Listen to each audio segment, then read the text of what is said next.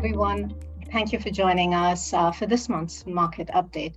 I'm joined today by Casey Lowe, Senior Consultant at Frontier Advisors, Capital Markets and Asset Allocation Team. Hi, Casey. Hi, Shahana.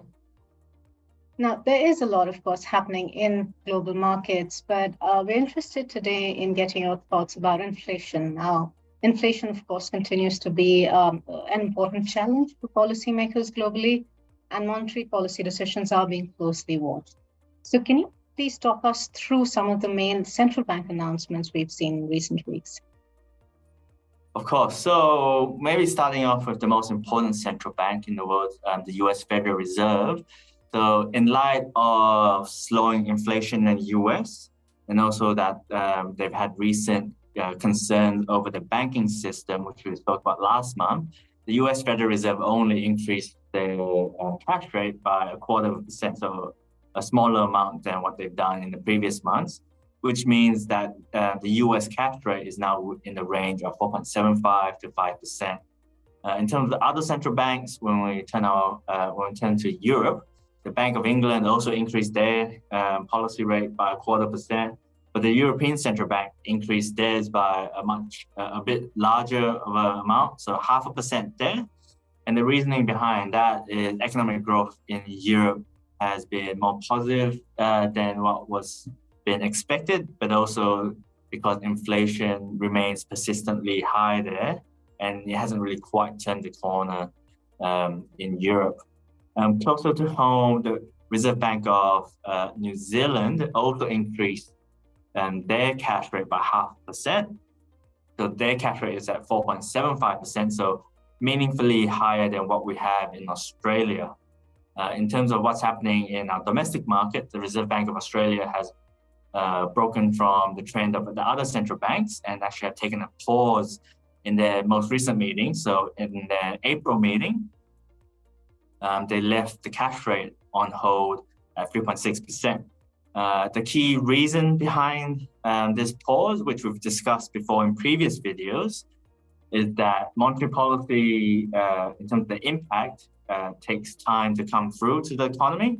There's the lagged impact, and the Reserve Bank of Australia wanted to take a pause now just to assess the impact on the economy. But having said that, the RBA Governor, Philip Lowe, have also mentioned that even though they've taken a pause at this meeting, further rate hikes may still be required because there's still a lot of uncertainties around where inflation is heading, even though it appears to have peaked. And that's because the labor market is still quite strong. So that could mean that inflation takes a lot longer to come down. But having said that, we are seeing the impact of higher rates come through in terms of household spending starting to come up. And then in terms of market expectations on cash rates, so the market is no longer expecting any further rate hike from the Reserve Bank of Australia. In fact, the market expecting the cash rate to cut towards around 3.4% by the calendar year end. So that's something interesting to watch going forward. Now, you've mentioned, Casey, that interest rates have risen globally, but also very significantly here in Australia. Now, how would you say the Australian housing market is responding to very high interest rates? Yes, so the housing market is one of the areas where it gets directly impacted by higher cash rates or higher interest rates, particularly through higher costs of mortgages for households.